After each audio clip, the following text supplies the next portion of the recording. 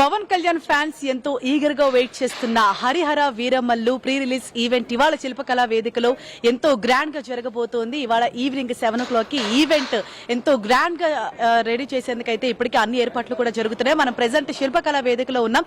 ఇక్కడ అరేంజ్మెంట్స్ కూడా ఒకసారి చూడొచ్చు.